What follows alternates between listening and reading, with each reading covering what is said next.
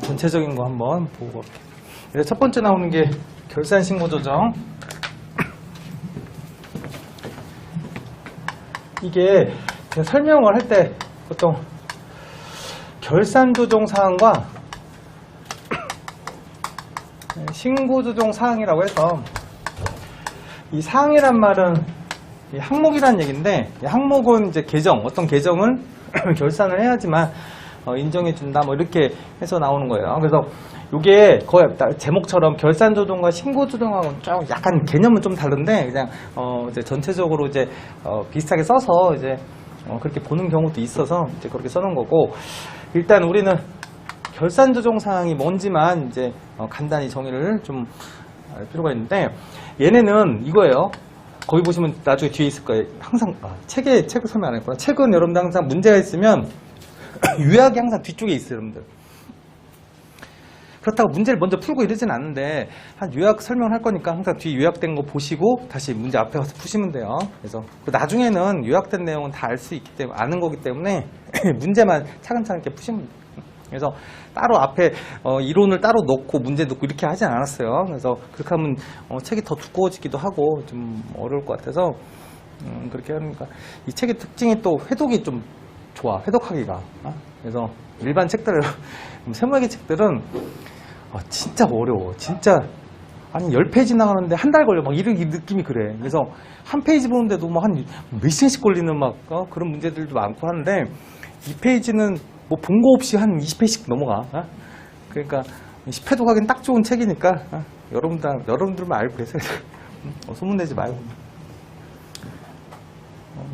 소문 내지. 그러니까 소문 자연스럽게 나겠지만, 합격생들이 항상, 와, 나 이번에 마지막에 뭐 끝에 뭐 5회독, 6회독 했다는데, 일반 책은 그게 안 나오거든, 여러분들. 일반 책은 그게 쉽지가 않아요. 나중에 보시면 알겠지만. 그래서 이 책은, 그래서 요약된 부분이 여러분들 그렇게 중요한 건 아니에요, 여러분들한테는. 근데 처음 공부하시는 분들만 잘 보시고. 그래서 제가 쓰는 것들은 뒤에 또 있을 거니까.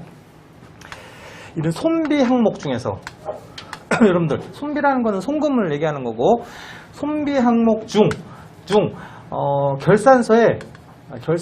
결산에 반영을 해야 송금 인정을 해주는 그런 계정들이 있는 거예요. 항목들이. 계정. 그래서 얘가 결산 조정 사항이고, 신고 조정 사항은 결산 조정이 아니면 다 신고 조정이라고 했죠. 그러면 이 결산 조정의 특징은 법에 따로 얘는 딱 열거 해놨어요. 열거. 그 다음 페이지에 보시면 열거된 항목들이 한 10가지가 있어요. 10가지를 다 아셔야 되는데, 이게 어렵지가 않은 게 1차 때야 뭐 다음 중 결산 조정 사항에 대한 이제 아닌 것들 막 쓰라고 이제 골라보라고 하고 나오는데, 우리가 문제 풀 때는 당연히 이건 그냥 쓰는 거야. 그냥 결산 조정 사항, 만약 감가상각비를 비용 계산 안 했어. 그러면 한도가 나왔다고 해서 강제 송금 산입을 하진 않잖아.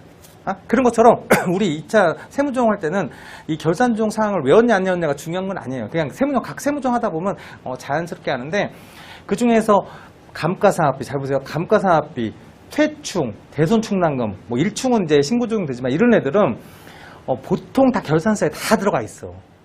다 들어간, 그다음에 이게 결산 조정 사항이냐 아니냐 이런 게 중요한 게 아니에요. 그래서 안 중요하고, 또 자산의 평가대에서 뭐 재고자산에 대한 파손부패 재고자산 평가 손실, 뭐 유가증권에 대해서 뭐 부도나거나 아니면 파산했거나 아니면 이제 고정자산 중에 천재지배 이런 것들도 사유가 있으면 결산 조정으로 인정해 준다는 건데, 이건 나중에 뭘 공부할 때 쓸 거냐면, 자산부채 평가에서 이 사유가 없으면 평가를 인정하지 않는 거고, 이 사유가 있으면 평가를 인정하는 거야. 그럼 계산을 했을까 안 했을까? 계산도 안 하고 이걸 뭐 평가 손실 발생했는데 계산 안 했다 이런 표현을 거의 안 할 필요도 없지. 그러니까 다 계산은 됐어.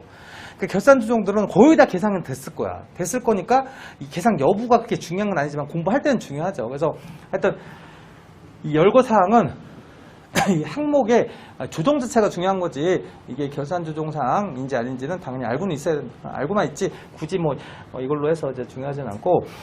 그러면 이제 결산 조정의 특징이 두 가지인데, 하나는 경정 청구라고 해서 여부.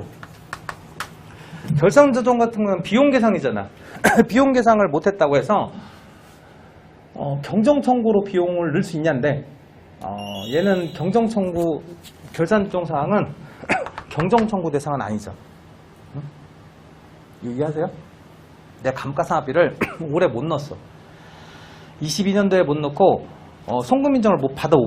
못 받았죠. 근데 내년 됐더니 야 우리 전기 오류로 해서 비용을 넣자라고 해서 전기 오류로 넣었다고 해서 전기 걸로 경정 청구가 될 수 있어요? 아니지. 그 비용 계상한 그 시점 우리 그 시점에 대한 경정 청구 그 비용이 되는 거지. 이 경정 청구라는 거는 이제 전기 금액을 이제 비용을 더 넣어서 이제 세금을 돌려받는 이런 청구는 이제 결산 조정상은 안 된다는 소리야. 그러면 귀속 시기는 우리 결산 조정상의 귀속 시기는 언제? 비용 계상했을 때지 뭐. 그래서 그 결산에 대한 그 사유가 발생한 그 뭐 어떻게 보면 그 해에 비용을 계산하면 그때 귀속 시기고 그래서 경정이 안 되잖아. 예, 잘못 얘기했어요. 귀속은 송금을 넣었을 때, 그때 귀속을 하는 거고, 신고조정사항이 그 사유가 발생한 그 사업연도에 이제 예를 들어서 송금이 되는 거고, 얘네는 그 사유가 있는 그때 뭘 했을 때, 송금으로 계산했을 때 이제 그때 귀속이 되는 거다. 그래서, 이거 한번 읽어보시고, 이건 나중에 세법학 할 때 뭐 들어가면 이제 보시는데, 하나 예외가 하나 있어요. 뭐 어디 볼 거냐면 13페이지 여러분들 거기 밑에 보면 결산조정사항 귀속시기까지 써있고 제 누락시 처리 뭐 이런 것들 한번 읽어보세요. 그 밑에 경정청구 가능 여부가 세 가지가 있는데 거기 보시면 하나는 결손금에 대해서 2월 결손금 있죠? 2월 결손금이 두 가지가 가능하잖아요. 그래서 하나는 세 가지죠. 일단 이제 소급공제도 가능하고 소급 공제도 할 수 있고 2월 결손금을 2월하면 강제공제 2월 강제공제 강제 2월 공제하는 건데 이게 하나 있고 그 다음에 자산수중이 채무 면제 이게 보전하는 거 이 세 가지가 공제할 수 있는 경우인데 잘 보세요. 결손금을 2월 결손금이 넘어왔는데 이번에 자산수중이익이 생긴 거야. 채무 면제이익이 채무 면제이익 자산수중이익과 보전한다고 해서 입금부산입을 할 수 있죠. 그래서 이거를 입불로 해서 기타 세무조정 이렇게 하면 돼요. 이렇게 하면 상계하는 조정이 되는 거고 얘는 뭐 한 거야? 아까 얘기한 것처럼 올해 소득이 생기면 전년도 10년 이전부터 넘어온 결손금이 차감을 하는 거죠.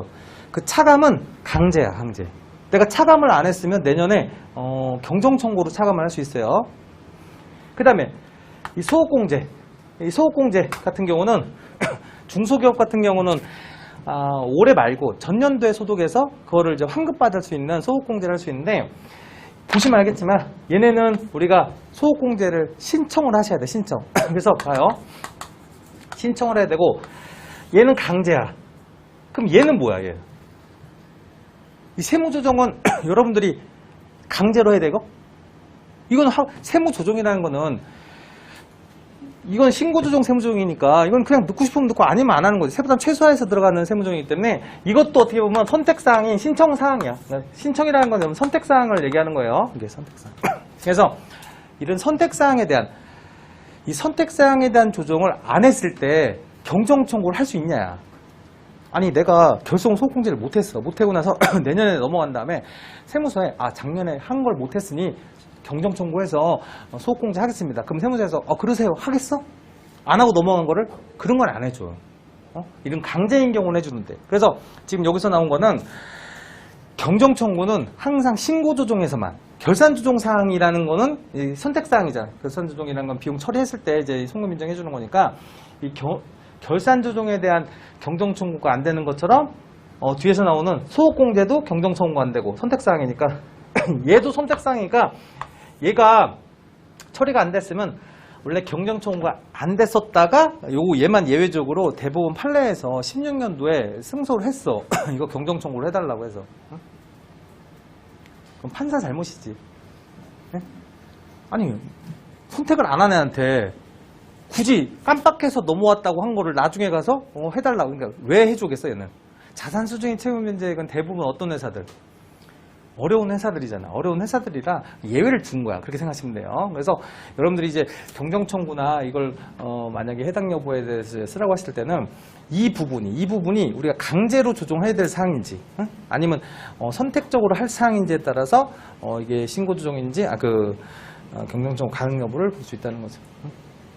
그러면 그 중에서 결산 조정 사항에 대한 부분은 경정청구 안 되니까 신고 조정 사항에 대한 경정청구는 당연히 되겠지. 이거는 되겠지. 신고 조정을 못했으면.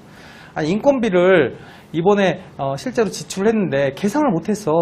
그리고 조정까지 끝까지 몰랐어. 다 끝났더니 야 인건비 2억이 누락됐잖아. 그럼 그 2억을 올해 비용으로 넣어서 인정받아요?